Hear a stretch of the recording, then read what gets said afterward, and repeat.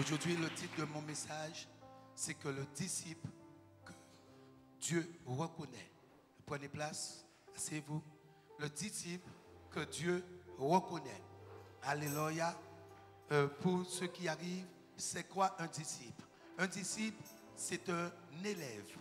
Un élève qui est appelé à recevoir de Dieu et qui par la suite va être un maître.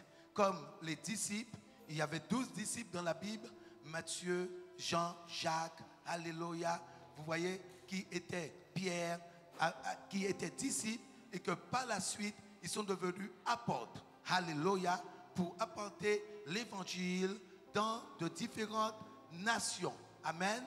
Donc, le disciple, à la base, c'est un élève, alléluia. La signification de disciple, c'est un élève qui va se laisser enseigner. Donc, le disciple a un maître. Le disciple a un maître. C'est pour cela qu'on appelait Jésus Rabbi. Rabbi qui veut dire maître. Lorsque vous entendez Rabbi, cela veut dire maître. Donc, Jésus, on l'appelait Jésus et on l'appelait aussi Rabbi. Donc, alléluia. Donc, ça veut dire qu'ils reconnaissaient Jésus comme leur maître, comme leur Seigneur et comme leur Sauveur. Amen. Donc, c'est pour cela que j'ai expliqué le titre de disciple. C'est quoi un disciple? Et j'ai dit le disciple que Jésus reconnaît. Amen. Donc, c'est quelqu'un, à la base, comme vous tous, un enfant de Dieu qui va venir à Dieu, qui va croire en la parole, qui va croire en Jésus-Christ et que par la suite, il va donner sa vie et en devenant une nouvelle créature, ces choses vont être possibles. Le disciple de Dieu ne peut pas être esclave. Un disciple de Dieu ne peut pas être esclave.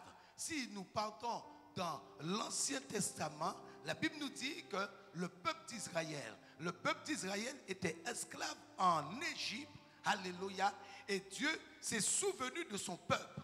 On ne parle pas de disciples, on parle de peuple. Un peuple que Dieu avait choisi, et Dieu a décidé de libérer son peuple. Donc Dieu va avertir à Pharaon de laisser partir son peuple. Donc un disciple, c'est quelqu'un qui n'est plus dans l'esclavage. Amen.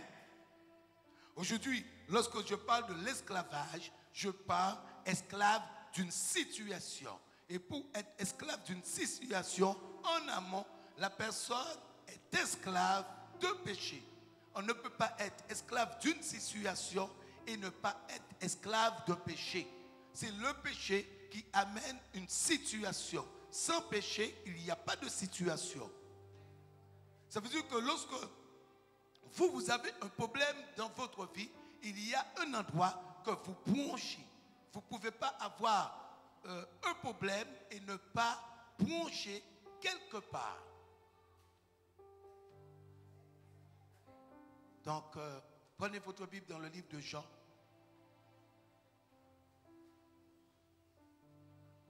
Jean, le chapitre 8.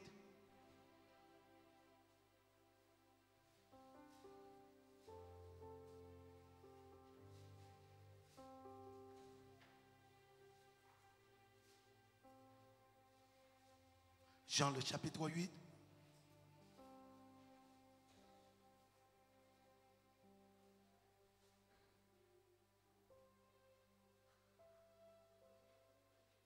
Le verset 33. En fait, Jésus va s'adresser aux pharisiens. Et va dire, le verset 33, ils lui répondirent. En fait, c'est les pharisiens qui vont répondre à Jésus. Ils lui répondirent, nous sommes de la prospérité d'Abraham et nous ne fûmes jamais esclaves de personne. Comment dis-tu, vous deviendrez libres? Alléluia. Oh. Donc, Jésus va leur parler et la Bible dit qu'ils vont dire à Jésus, parce qu'au verset 32, Jésus va leur dire, vous connaîtrez la vérité et la vérité vous affranchira. Et eux, ils vont répondre à Jésus. Ils lui répondirent, nous sommes de la postérité d'Abraham et nous ne fûmes jamais esclaves de personne. Comment dis-tu, vous deviendrez libres? Et aujourd'hui, beaucoup d'enfants de Dieu se trouvent dans cette situation. Ça veut dire que dire que tu es chrétien, ça sert à rien. Dire que, lorsque je dis que ça sert à rien, je me suis mal exprimé. Lorsque tu dis que tu es chrétien, il faut que tes fruits, tes œuvres montrent que tu es chrétien, enfant de Dieu. Alléluia. Tes fruits, tes œuvres doivent montrer que tu es enfant de Dieu. Venir et être assis dans la maison de Dieu, cela ne veut pas dire que Dieu est avec toi.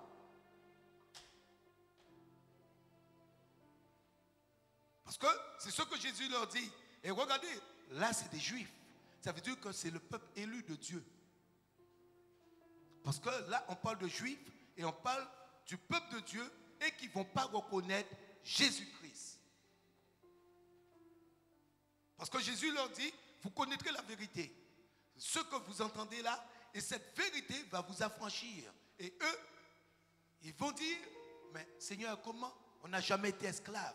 Mais Jésus ne parlait pas esclave d'une personne, Jésus parlait esclave d'une situation, esclave d'un péché. En réalité, c'est le péché qui rend les personnes esclaves aujourd'hui. Ça veut dire que lorsque tu as une situation, que tu le veuilles ou pas, la situation domine. Lorsque quelqu'un a une maladie, est-ce que la personne veut de cette maladie?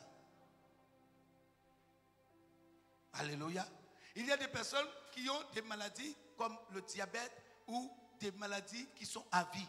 Mais les personnes qui se lèvent, qui dorment, ils sont esclaves.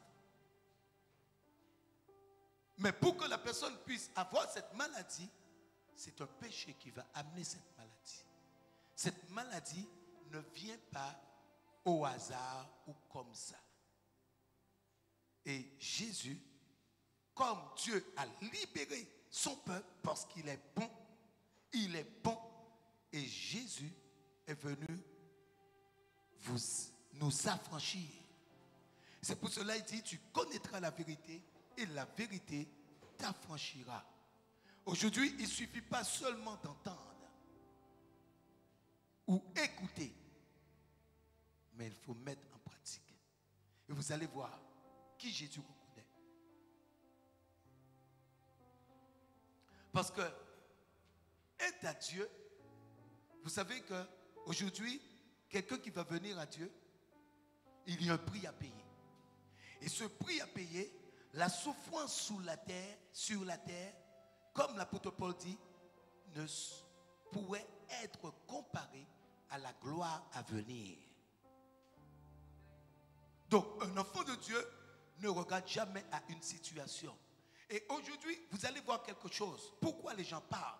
Parce que Jésus le dit là. Vous allez voir pourquoi quelqu'un peut être là et par la suite la personne disparaît.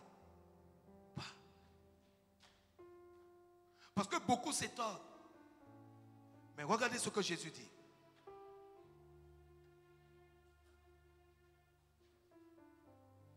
Je vais revenir sur les versets en amont après. Verset 35. Or, un esclave ne demeure pas toujours dans la maison. Le fils y demeure. Oh, aïe, aïe, aïe. Jésus donne quelque chose de fort dans ce verset. Ce verset, pour avoir cette révélation que j'ai là, j'ai dû rester là-dessus des heures, des heures, des heures. J'ai dit, mais Jésus, qu'est-ce que tu es en train de dire? Un esclave, or, un esclave ne demeure pas toujours dans la maison. Le fils y demeure toujours. Aïe. J'ai dit, Jésus, qu'est-ce que tu veux dire dans ce verset? J'ai médité là-dessus. Et Jésus m'a dit, alléluia, le Saint-Esprit m'a dit, celui qui est esclave du péché ne peut pas rester dans la maison du Seigneur. sera là temporairement. C'est pour cela qu'il dit que l'esclave ne demeure pas toujours dans la maison. C'est pour juste un temps. Parce qu'il est esclave d'un péché. Et s'il est esclave d'un péché, il le perd. Oh. Donc, il ne demeure pas toujours. J'ai trouvé cela à 6 heures du matin. Vous voyez? Parce que je disais, mais Jésus, qu'est-ce que tu veux dire par là? Je suis resté là-dessus, resté là-dessus, resté là-dessus. Parce que ça n'a rien à voir. Et lorsqu'il dit le Fils, ça veut dire l'enfant de Dieu. L'enfant de Dieu, celui qui maintenant n'est plus esclave, demeure toujours. Et c'est la raison pour laquelle, parfois vous voyez des personnes, et les personnes partent. Parce que les personnes ne veulent pas reconnaître.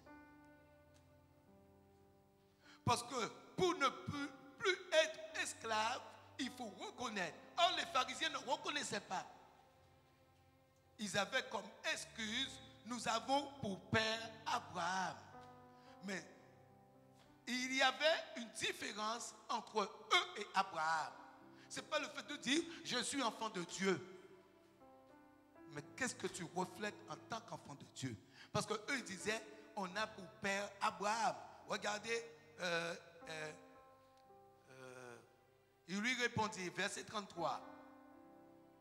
Nous sommes de la prospérité d'Abraham. Nous sommes de la prospérité d'Abraham. Donc, c'est-à-dire qu'on ne peut pas être esclave. Mais ils vont avoir une idée que Abraham, une pensée que Abraham ne pouvait pas avoir. Et c'est de là que Jésus, vous savez que tout arbre, on les reconnaît à leurs fruits. Aujourd'hui, quelqu'un peut me dire, pasteur, tu es très difficile à vivre. Mais c'est normal, si tu es charnel, tu vas me trouver difficile à vivre. Comme Jésus, vous allez voir le cas de Jésus. C'est normal. Comme l'apôtre Paul, ils étaient persécutés. Comme tous les prophètes, on les a persécutés. Et c'est pour ça que Jésus dit que tout le monde ne peut pas t'aimer. Si tout le monde t'aime, c'est que toi tu as un problème. Donc moi on peut me trouver, des personnes peuvent dire, ah mais elle est difficile à vivre. C'est normal. Parce qu'aujourd'hui, si quand tu parles, papa, eh bien je serai très désagréable. Parce que le papa, pour un homme spirituel, ça dérange. Donc, quelqu'un dira, ah mais il est désagréable, il est difficile, il est difficile, il est difficile. Je ne comprends pas cet homme. Il est très difficile à vivre. Mais est-ce que Dieu peut utiliser quelqu'un qui n'est pas bon? Parce qu'il dit qu'on reconnaîtra tout arbre à ses fruits. Et Dieu peut-il utiliser quelque chose qui n'est pas bon? C'est pour cela que lorsque Myriam et Aaron ont critiqué Moïse, Dieu les a frappés. Parce que Dieu les a dit, sur la terre, il n'y a aucun homme comme lui.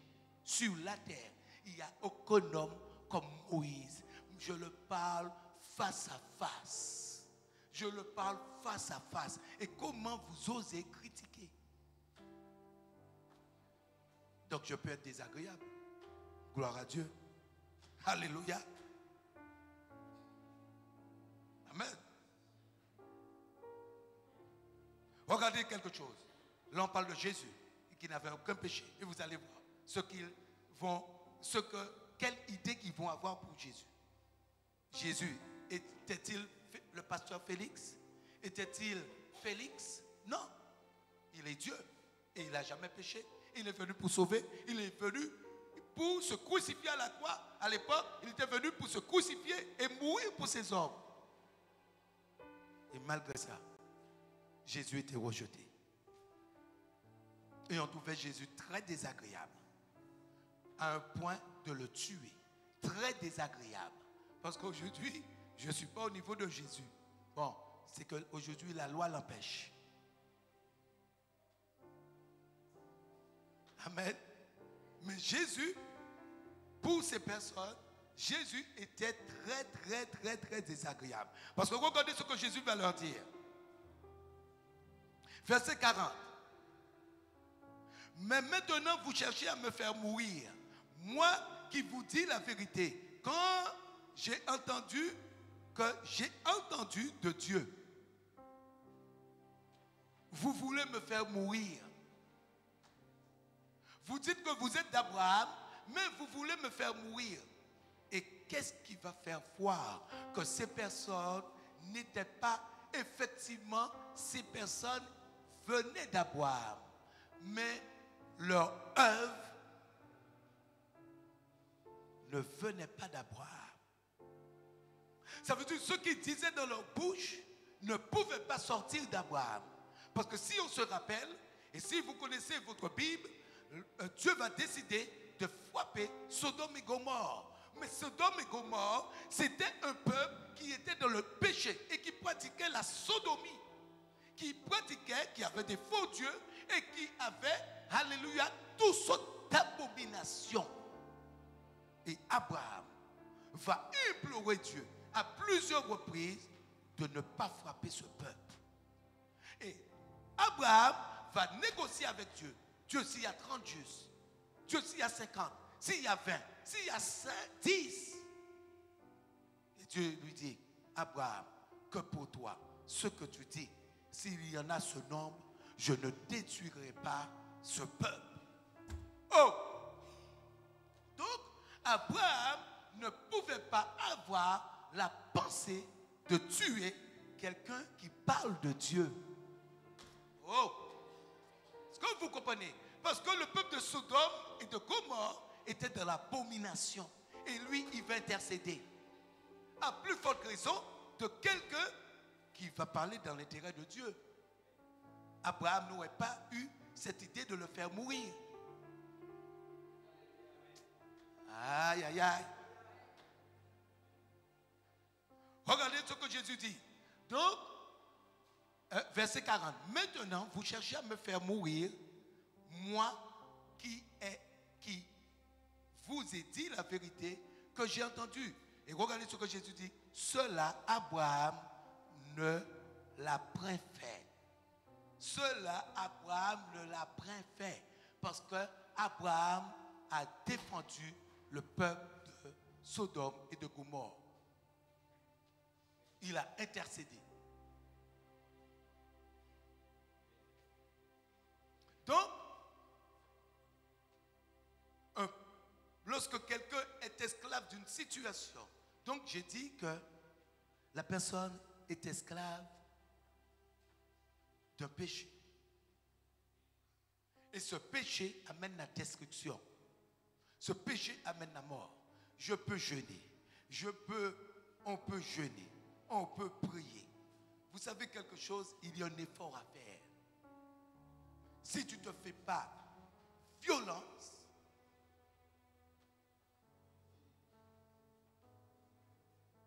pourquoi quelqu'un va me trouver désagréable? Par exemple, si tu as quelque chose que tu fais, je peux ne pas parler. Je ne te parle pas. C'est-à-dire, je te dis bonjour, je ne te parle pas. Comme Jésus faisait. Comme il l'a fait à Judas. Il n'a pas été indifférent. Ça veut dire qu'il était capable de bénir. Je suis capable de prier. Je suis capable, mais je te montre qu'il y a un changement. Pourquoi? Parce qu'il y a des situations qui doivent changer. Par exemple, on va prendre le parler. Pour vous, quelqu'un qui va se mettre à parler. Parce que pourquoi aussi? Je peux passer près de quelqu'un et ne pas parler. C'est-à-dire, je ne parle plus. La personne peut dire, mais qu'est-ce qu'il a le pasteur? Parce que, comme les personnes aiment parler, il faut toujours des conversations. Ne pas parler, pour cette personne, tu es désagréable ou tu es fâché. Or, la Bible dit, la bouche qui pêche peu, pêche. Mais, regardez le proverbe.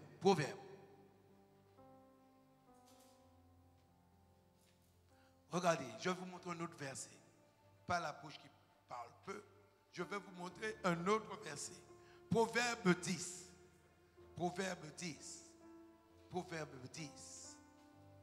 Parce que vous allez voir, c'est quoi le disciple? Je ne suis pas encore venu là-dessus.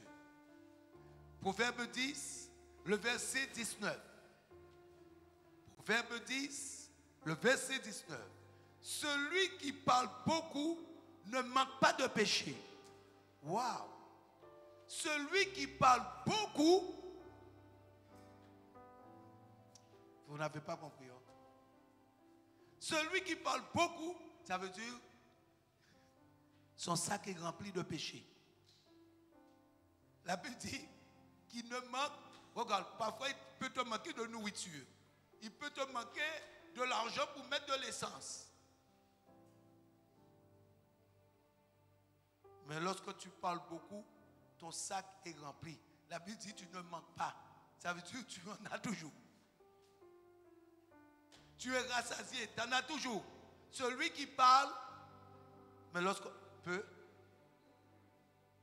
celui qui parle beaucoup. Est-ce que vous voyez? Parce que la Bible dit tu connaîtras, tu connaîtras, tu connaîtras. Dis à celui qui est à côté de toi, tu connaîtras. Mais lorsque tu entends, il faut saisir pour ne pas être esclave. Et c'est pour cela que je dis, ce n'est pas le fait que vous venez. Parce qu'aujourd'hui, regarde, beaucoup de personnes sont ici. Je peux parler, mais les gens, ça part, ça part, ça part, ça part. Ça n'arrive pas à rester sans parler. Mais lorsque les personnes sont dans une situation, ils vont dire, mais pasteur, qu'est-ce que j'ai fait? Qu'est-ce que j'ai fait? Je ne vois pas ce que j'ai fait. Qu'est-ce que j'ai fait? Mais pourquoi Dieu n'agit pas? Parce que tu pêches beaucoup. Plus que tu le penses. Parce que lorsque tu parles beaucoup, tu vas dire des choses que tu ne dois pas dire. Et c'est pour cela que tu vas pécher. Vous savez que le spirituel, tout ce qui est excès est péché. Tout doit être équilibré.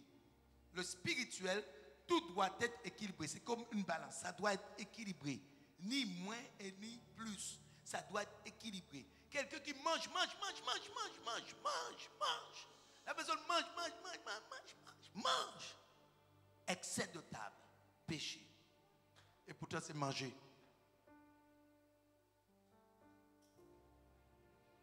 Je n'ai pas dit quelqu'un qui mange beaucoup, hein, parce qu'il peut y avoir quelqu'un qui mange beaucoup, mais pas qui mange, ça veut dire la personne a mangé à midi 15, la personne va manger encore.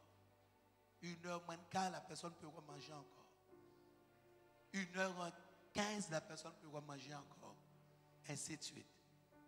Et là, c'est un péché. Et ça, c'est dans tout. Aujourd'hui, quelqu'un qui va boire un punch, ça ne va pas être un péché. Mais quelqu'un qui va être dans l'excès, c'est un péché.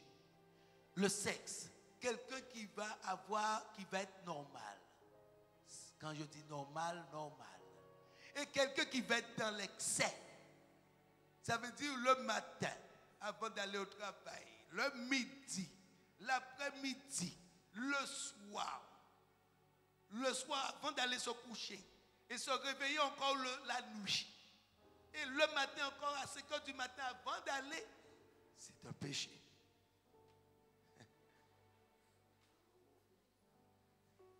Alléluia. Donc tout ce qui est excès, parce que pourquoi? La personne, ce n'est plus lui. C'est un esprit qui est au contrôle. Sinon, il n'y aurait pas eu des esprits d'impudicité, esprit de fornication, esprit. C'est un esprit. Donc, il se trouve esclave. Il ne peut pas. C'est comme quelqu'un qui est sous la domination de la drogue. Ça veut dire que quand la personne se sent qu'il lui manque, la personne commence à trembler, la personne commence à s'agiter parce qu'il lui faut sa dose. Tant que cette personne n'a pas sa dose, la personne ne reste pas tranquille. La personne est esclave. Vous voyez, il y a des personnes qui sont esclaves de la colère. Tu veux dominer sur la colère, mais tu n'arrives pas. Tu dis, attends, cette fois-ci, je domine. je domine, je domine. Et l'autre personne va te toucher quelque part qu'il faut pas. Et lui te dit, ah là, tu ne vas pas laisser ça passer. Non, non, non, non, non, non, non, non. Ah non, il te faut le répondre. Et quand tu réponds, mais tu parles, toi-même, tu ne te vois pas partir. Toi-même, tu ne te vois pas partir. Et le temps de réaliser que tu es parti, mais tu es déjà au rouge. Et pour te refroidir, c'est un problème. Il faut du temps. Pourquoi? Parce qu'il y a quelque chose qui pousse la personne à être de la sorte. Et c'est pour cela qu'on parle d'esclaves. Est-ce que vous comprenez ce que je vous dis? Il y a des choses que vous allez voir de vous-même, mais dès que vous êtes dans une difficulté, pourtant vous le savez, mais par la suite vous dites, ah, c'est pas possible, je n'aurais pas dû. Mais l'affaire est déjà conclue. Ça a déjà été fait. Amen. Esclave d'une situation. Et c'est pour cela que je dis, les personnes qui vont parler ne vont pas voir. Parce que ces personnes sont esclaves.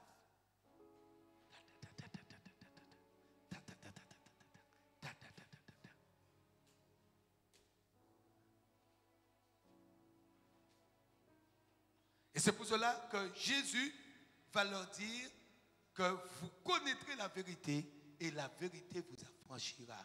Jésus va leur dire, verset 34, en vérité, je vous le dis, leur répliqua Jésus, quiconque se livre au péché est esclave du péché.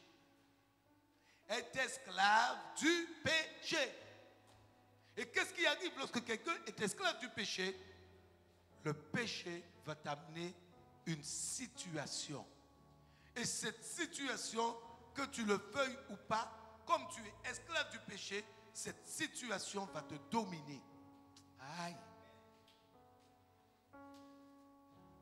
Parce que la situation se nourrit par un péché. C'est pour ça que lorsque vous venez, je prie pour vous, lorsque c'est tel esprit, eh bien je sais où vous branchez. Parce que lorsque tu as tel esprit, l'esprit maintenant va correspondre à un péché qui va te rendre esclave. Même si tu parais sage, même si tu dis, pasteur, je sais si c'est ça, le pasteur là c'est l'apparence. Mais derrière, dans la maison, là, ça va être autre personne.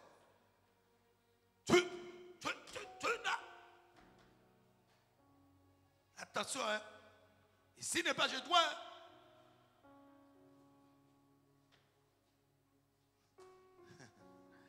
Alléluia. Donc ça va changer. Mais ici tout le monde est sage. Et gloire à Dieu.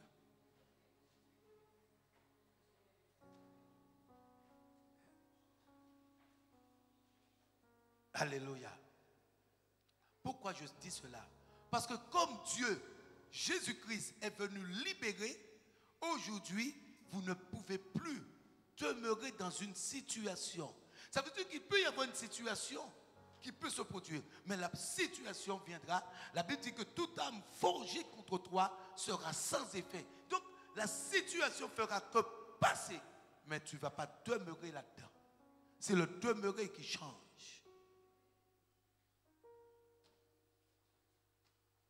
Est-ce que vous comprenez? Parce qu'il dit qu'on vous persécutera, on vous outragera, on dira toutes sortes de mal à cause de donc ce que j'ai subi, vous allez subir. Mais la situation. Parce que regardez, même la mort, Jésus a donné à la mort 3 jours pour s'effacer. Oh! La mort, Jésus a donné à la mort 3 jours pour s'effacer. Oh, quand quelqu'un meurt, la personne ne peut plus ressusciter. C'est fini. Ça veut dire que cette personne, tu ne verras plus cette personne. Mais Jésus, même la mort, oh, pour vous faire voir sa grandeur, la puissance, sa pureté, la pureté qu'il avait, même la mort, il a dit à la mort, 3 jours, et je vais revenir à la vie. Ha! Ça veut dire que même la mort, Jésus a défié la mort. Aujourd'hui, qui peut défier la mort? Même la mort, il a défié la mort. La mort ne pouvait pas le retenir. Parce qu'il était au-dessus de toute situation. Et tu crois qu'aujourd'hui, une situation en tant qu'enfant de Dieu pourra te retenir? Non. Aujourd'hui, c'est toi qui vas donner cette opportunité à la situation. C'est vous qui allez donner l'opportunité à la situation de vous nuire. Mais une situation ne peut plus vous nuire. Parce qu'il dit que je vous ai donné le pouvoir, Luc 10, 19, afin que vous puissiez marcher sur la tête des serpents et que rien ne puisse vous nuire. Un enfant de Dieu, lorsque tu deviens enfant de Dieu, déjà tu rejettes tout ce qui est médiocre. Ça veut dire que si tu vis avec quelqu'un qui te tape, en tant que princesse, quelqu'un ne peut pas te taper. Quelqu'un ne peut pas te donner des mépris. Ah. Tu ne peux pas vivre avec quelqu'un, constamment la personne te donne du mépris. Parce que lorsque la personne te donne du mépris, sachez quelque chose. Aujourd'hui, lorsque la personne te donne du mépris, tu vis avec cette personne. Écoutez ce que je suis en train de vous dire. Ça, c'est du spirituel. Tu vis avec cette personne. Cette personne te donne du mépris. Mais sache quelque chose, il y a un travail qui est en train de se faire. Spirituel. Et que par la suite, même si tu laisses cette personne pour vivre avec quelqu'un d'autre, cette parole, si tu n'es pas en Jésus-Christ, cette parole va ressurgir. Car la parole ne meurt pas.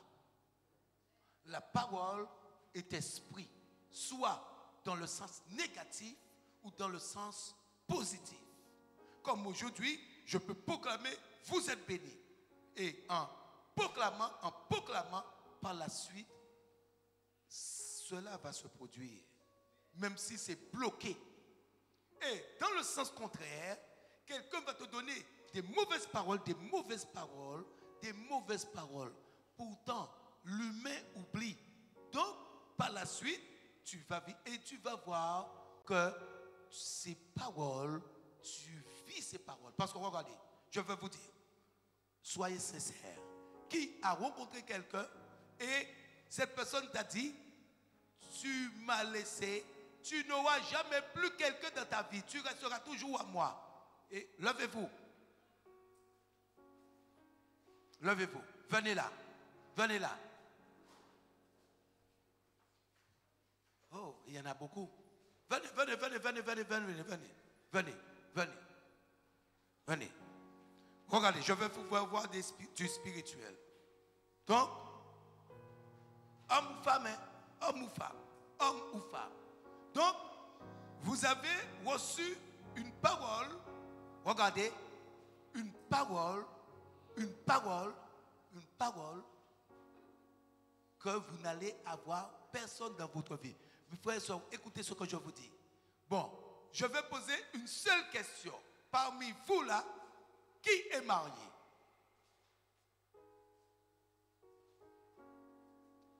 Qui est marié?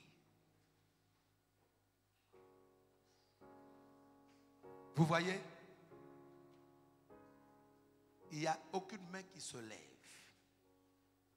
Parce que pourquoi?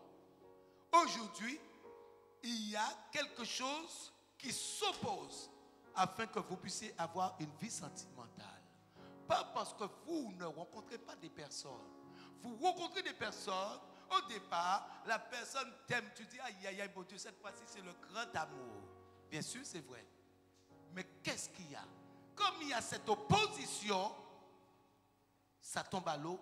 Par la suite, la personne ne veut plus te voir. Par la suite, la personne te voit comme un rien. Mais tu dis, mais c'est pas possible. La personne qui m'aimait, qui me disait ces choses, qui me faisait toutes ces choses, et la personne ne m'aime plus parce que vous êtes victime d'une parole de malédiction et c'est la sorcellerie. Est-ce que vous voyez? Donc, quelqu'un qui est méprisé, écoutez ce que je suis en train de vous dire. Donc, quelqu'un qui est méprisé tous les jours de sa vie, tu crois que tu pourras faire quelque chose? Si tu n'as pas Jésus, tu resteras esclave. si tu ne te donnes pas à Dieu. Et regardez, je vais faire quelque chose. Parce que je sais, cet esprit, je sais, il n'y a personne là, cet esprit, je sais où il est placé. Et je vais juste le toucher. Vous allez voir. Juste le toucher. Et vous allez voir. Si vous allez rester debout, je ne vous tiens pas, je ne prie pas, je ne dis pas le feu, je ne dis rien du tout. Comme Dieu se nomme, je vais juste le toucher. Au nom de Jésus.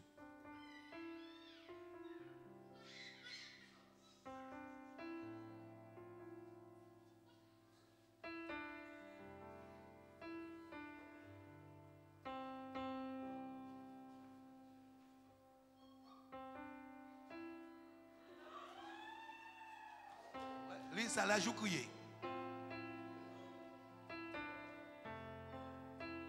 Alléluia.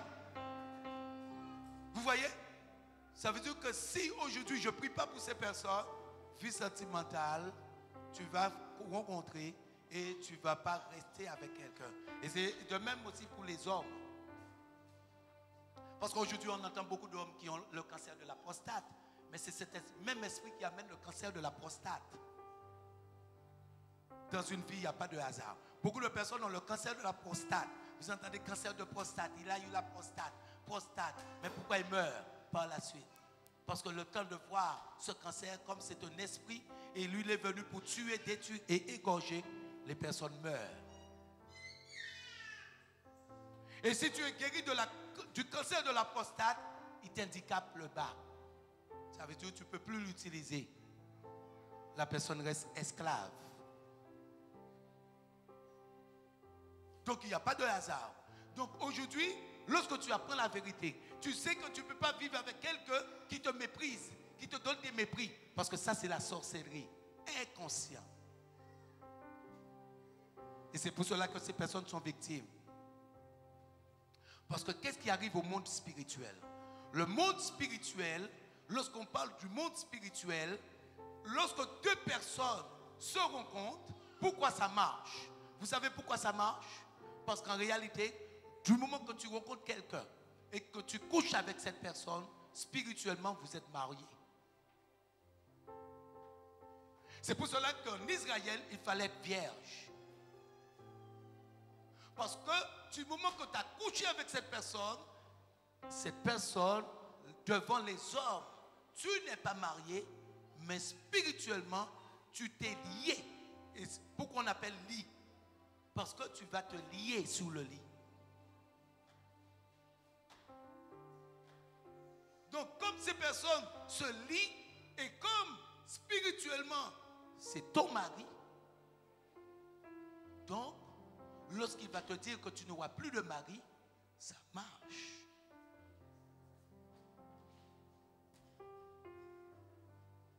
Parce que lui, c'est ton mari. Donc, il t'interdit d'avoir un autre mari. Et c'est de même aussi pour la femme. Une femme qui va faire cela. Est-ce que vous comprenez?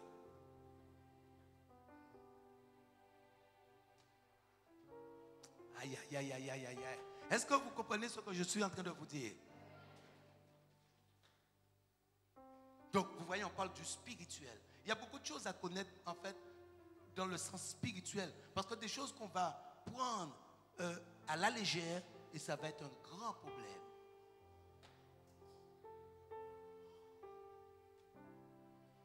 Parce que, est-ce que tu savais que lorsque tu rencontres, pourquoi on dit de garder, de ne pas avoir de relation? Parce que du moment que tu as des relations, c'est déjà maintenant ta femme. Ou ton mari. Donc c'est fini. Si vous regardez le livre de Matthieu, regardez quelque chose. La Bible dit que tant que Marie était enceinte de Jésus,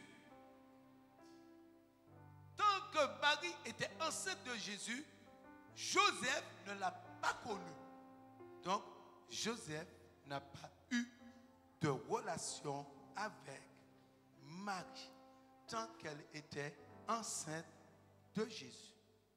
Et si vous regardez votre Bible, Dieu était obligé d'intervenir parce que Joseph croyait que Marie l'avait, en fait, parce que l'avait trompé. Parce que c'est Dieu qui va dire, Joseph, ne crains pas prendre Marie pour épouse, car l'enfant vient du Saint-Esprit. Mais à l'instant, Joseph voulait se séparer. Pourquoi?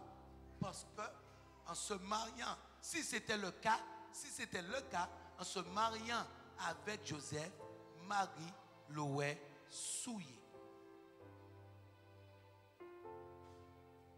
Ah, vous comprenez le spirituel? Et c'est pour cela qu'il faut garder.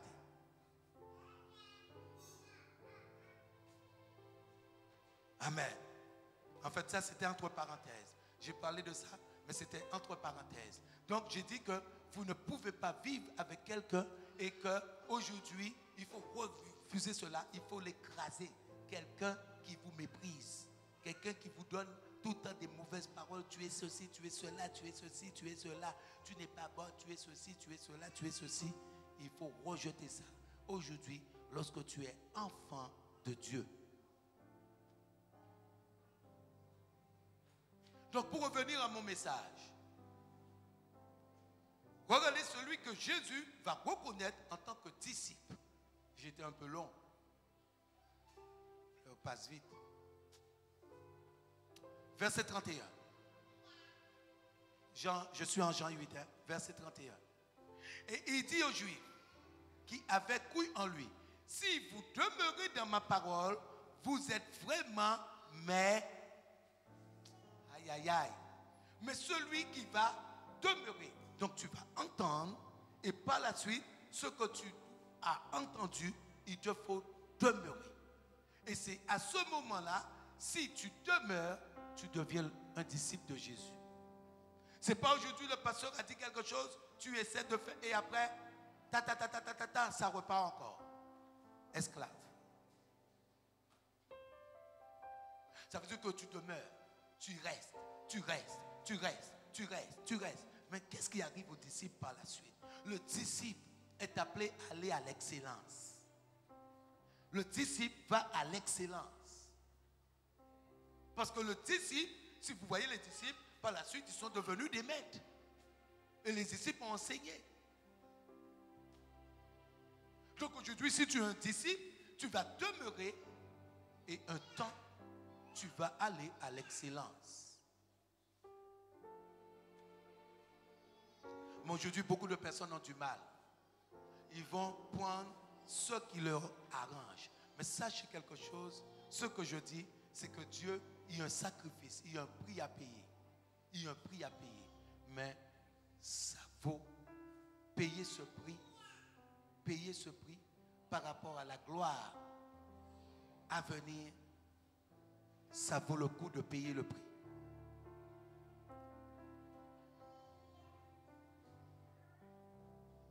Je disais qu'aujourd'hui, vous voyez, deux personnes qui vont vivre ensemble, deux personnes qui vont vivre ensemble, aujourd'hui, ce sont les deux personnes qui vont vivre ensemble qui pourront dire, on ne connaît jamais quelqu'un, c'est Dieu qui connaît le cœur. Mais la personne aura plus d'informations en vivant avec cette personne que quelqu'un qui voit cette personne de temps en temps. Est-ce que vous comprenez ce que je suis en train de vous dire? C'est la personne qui vit sous le même toit. Ce sont ces personnes qui pourront dire, je te connais, oh, je ne te connais pas. C'est la personne qui pourra décrire cette personne. Mais quelqu'un qui voit temporairement ne pourra pas décrire. Sachez quelque chose, aujourd'hui, vous ne pouvez pas plaire à Dieu et plaire aux hommes. Et aujourd'hui, si vous plaisez à Dieu, parce que Pierre dit, c'est préférable d'obéir à Dieu qu'aux hommes. Et aujourd'hui, si quelqu'un peut te trouver de très désagréable, quelqu'un peut te trouver mal élevé, quelqu'un peut te trouver mal éduqué, mais dès que Dieu te prend en charge et Dieu commence à déverser sur toi, c'est que Dieu, il sait qui tu es. Beaucoup de personnes croyaient que l'apôtre Paul était un meurtrier. Mais l'apôtre Paul était déjà beaucoup plus loin qu'eux. Et ils pensaient que l'apôtre Paul était un méchant. Mais l'apôtre Paul les a tous surpassés. Même les apôtres. Parce que l'apôtre Paul, tous les livres du Nouveau Testament, pratiquement, c'est lui qui va écrire ces livres. Parce que regarde, si on regarde, on ne compte pas Matthieu, parce que Matthieu c'est Jésus. On ne compte pas Marc, c'est toujours Jésus. On ne compte pas Luc, c'est toujours Jésus. On ne compte pas Jean, c'est toujours Jésus. Il y a Actes des apôtres, mais l'apôtre Paul commence à Actes des apôtres. Et Pierre a écrit un livre. Donc Matthieu a écrit un livre, c'est Jésus. Luc a écrit un livre, c'est Jésus. Il y a l'évangile de Jean. Mais si vous regardez, Marc a écrit un livre, mais c'est Jésus. Mais l'apôtre Paul a reçu la révélation de Dieu. Ah. Est-ce que vous comprenez? Et pourtant, l'apôtre Paul, on disait qu'il persécutait les chrétiens, mais pendant qu'on pouvait critiquer et dire qu'il est très mauvais, qu'il est méchant, mais c'est lui qui a écrit tous les livres.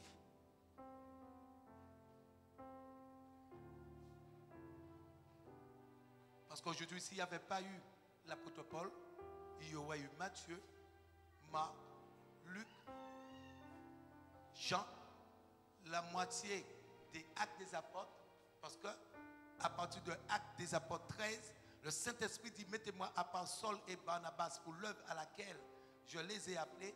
Et l'apôtre Paul va commencer là. Alléluia. Et il y aurait eu Pierre, le livre de Pierre, le livre de Jacques et le livre de Jean. Un Jean et l'Apocalypse, la révélation de Jean. Est-ce que vous voyez? Et toutes les autres, c'est Paul qui les a écrits. L'apôtre Paul. Vous comprenez? Donc, quelqu'un peut te qualifier. Quelqu'un peut te dire. Mais la Bible dit qu'on reconnaît tout arbre à ses.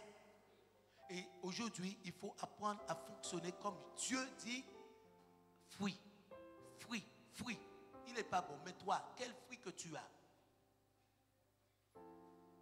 Parce que Dieu ne peut pas utiliser quelque chose de mauvais. Ça, je le crois. C'est parce que ce n'est pas les mêmes esprits. Et comme ce ne sont pas les mêmes esprits, donc ça ne correspond pas. Ésaü et Jacob étaient frères. Ésaü et Jacob étaient frères. Ésaü a voulu tuer son frère. On voit que Caïn a tué Abel. On voit que les frères de Jésus ne s'entendaient pas avec Jésus. Pourtant, ils étaient frères. Et Jésus leur dit que c'est parce qu'on n'a pas... Vous avez un autre père. C'est parce qu'on n'a pas les mêmes œuvres. C'est parce qu'on n'a pas les mêmes œuvres.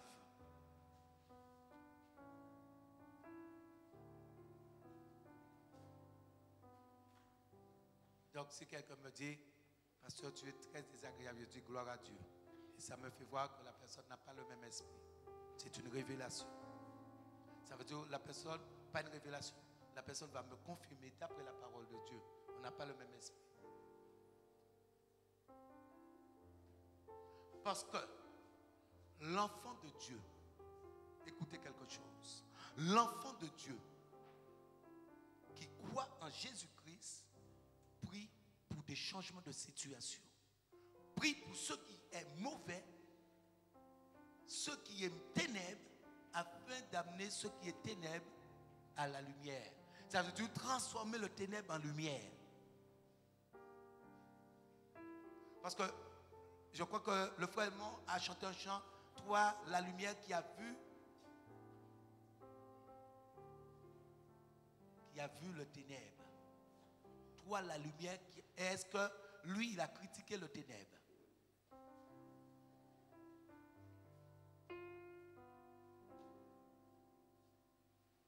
Parce que parfois, on ne voit pas la grandeur des champs. Et on dit, ouvre mes yeux, je veux voir.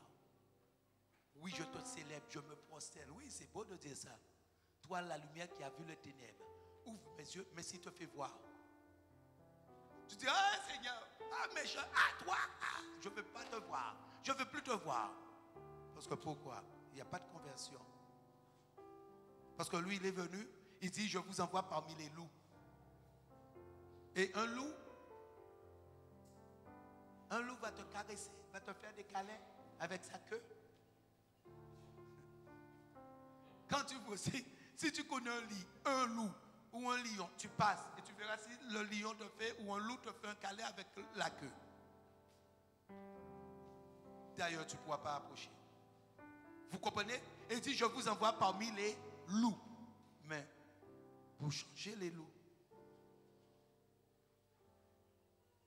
Donc, quelqu'un qui a l'Esprit de Dieu ne peut pas parler dans ce contexte. C'est comme aujourd'hui. Vous voyez toutes les personnes que j'ai priées, mais je sais que ces personnes bronchent quelque part. Je sais où ces personnes bronchent. Mais est-ce que je vais les critiquer? Mais non, c'est des personnes que Dieu a appelées pour faire un travail en eux et changer afin que ces personnes puissent être un témoignage pour Dieu et que par la suite puissent témoigner de la bonté de Dieu et voir, oh, aïe, aïe, aïe, aïe, aïe, aïe. Et par la suite, puissent témoigner Dieu.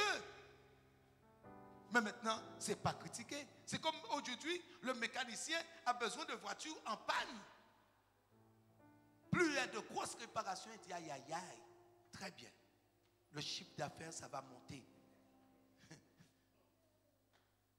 Lorsque quelqu'un travaille, la personne a un grand chantier, la personne dit aïe, aïe, aïe. Cette année-là, aïe, aïe, aïe. J'ai un chantier de 100 000, 200 000 euros. Aïe, aïe, aïe. L'année. C'est bon pour l'année. Ça, c'est parfait. Mais si la personne a des jobs, que le job à 10 euros, 5 euros, la personne ne peut même pas payer l'essence. Donc aujourd'hui, ça veut dire que lorsque vous êtes à Jésus, plus il y a des situations, c'est plus il y a une grande gloire.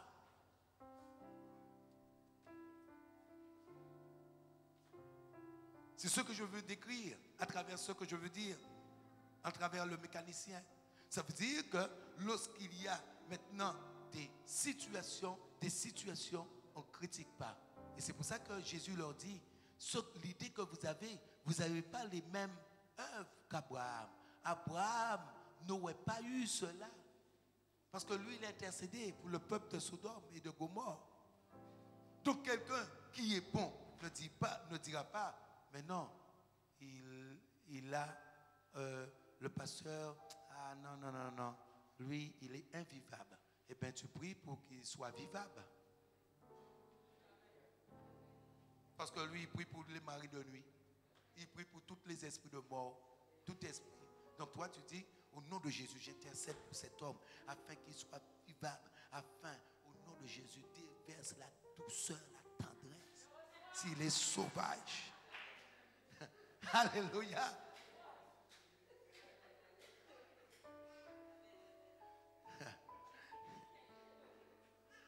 Ah, mais en réalité, c'est ça. En fait, c'est pour ça que je vous dis, être disciple de Dieu, c'est demeurer dans sa parole. Après, Dieu, c'est un changement. Il faut des situations. Les situations, on intercède pour les situations. Toutes les personnes qui viennent, c'est pour des situations. Parce qu'il dit, venez à moi, vous tous qui êtes chargés et fatigués. Donc, c'est que les personnes ont une situation. Dès que la personne vient, la personne a une situation. Soit la personne est dans un problème quelconque. Il y a des personnes qui n'arrivent pas à se marier. La personne est dans une situation. Donc, la personne est venue pour un changement. Et c'est pour cela que la personne donne sa vie à Dieu. La Bible dit qu'il y avait une femme, elle avait une perte de sang. Depuis 12 ans, elle avait tout dépensé. Donc, elle est venue à Jésus pour cette perte de sang. Et par la suite, elle a été encore plus avec Jésus parce qu'elle a vu que ça ne s'arrêtait pas seulement à la perte de sang. Donc, toute personne qui arrive, les personnes vont avoir une situation. Donc, lorsque toi aussi, tu vois une situation, c'est lorsque tu ne pries pas pour des situations, tu es égoïste. Parce qu'en Jésus-Christ, on vient pour donner. Vous voyez, les musiciens, ils donnent. Quand les musiciens donnent, eh bien moi aussi, même si je ne suis pas chanteur, mais ça me transforme. Même si je n'ai pas la voix, mais je trouve la voix. Même si je ne peux pas, je me force parce que je vois. Aïe, aïe, aïe. Vous comprenez? Il y a un rendu. Et le rendu, même si tu ne peux pas, le rendu te pousse. Ça veut dire que je ne suis pas la prédicatrice, je ne chante pas. Mais le rendu te dit, eh non, il faut faire quelque chose. Allez, vas-y. Amen. Donc, pour conclure, ce que je veux te dire, c'est qu'aujourd'hui, Dieu, il est bon. Il est bon. Il est bon. Tu ne peux pas rester en tant qu'enfant de Dieu, en tant que disciple de Dieu, esclave d'une situation. Est-ce que tu m'as bien compris? Tu ne peux pas rester, demeurer dans une situation et t'habituer avec la situation. Parce que la situation est venue pour te nuire. La situation est venue pour te détruire. Il faut mettre cette situation dehors. Amen. Soyez bénis au nom de Jésus.